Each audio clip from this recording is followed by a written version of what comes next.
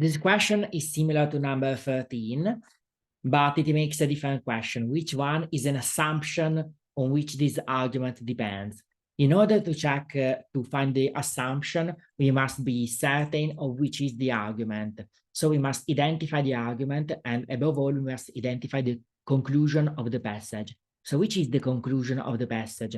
Then, after we have found the conclusion, we must search for which of these is the assumption on which the conclusion depends. Let's check for the conclusion. If you have not read the passage, please take your time, stop the video, and read the passage. Now, the conclusion is that in order to reduce the number of road accidents and the numbers of people killed or injured, young people should not be allowed to drive until they reach the age of 24. So all the rest is just in order to justify this conclusion. The other things are things that the text says, but its main point is this one, that you have young people should not be allowed to drive until 24. We have to search for the assumption on which the conclusion lies. Answer is A. Why is it A? Because it says most of the accidents involving young people were the fault of the young drivers.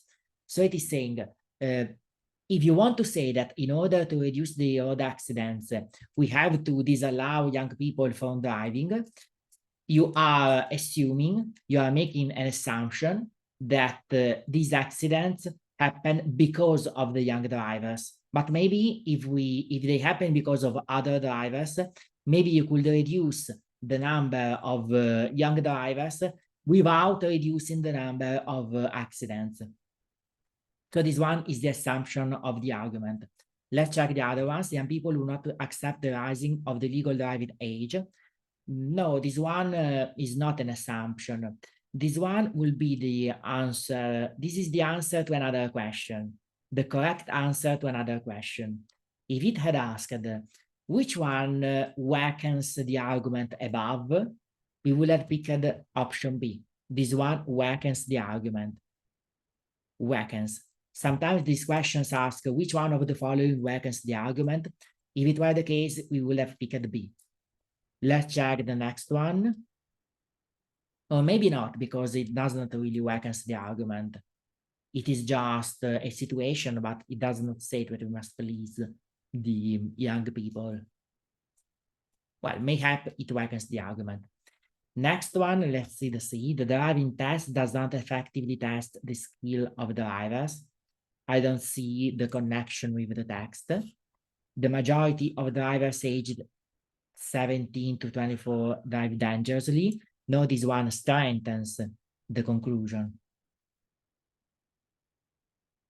So if these were true, this conclusion will be even more true. So this one even more valid. So this one, if it had asked which one of the following strengthens the conclusion, we would have answered D. Let's check the next one. Amongst drivers aged 17 to 24, there are more male drivers than female drivers. No, I don't see why. Let's see. 32% of car driver deaths were people aged this age, but it does not compare. Young male were much likely to be killed or seriously injured than young female drivers. Okay. It does not say. Okay. Well, this one appears in the passage. Who wrote, if we asked the author of this passage, do you agree with option E? He would answer, yes, I agree with option E, because he has stated so here. But it's not the answer to the question. So the question is the assumption on which this argument depends.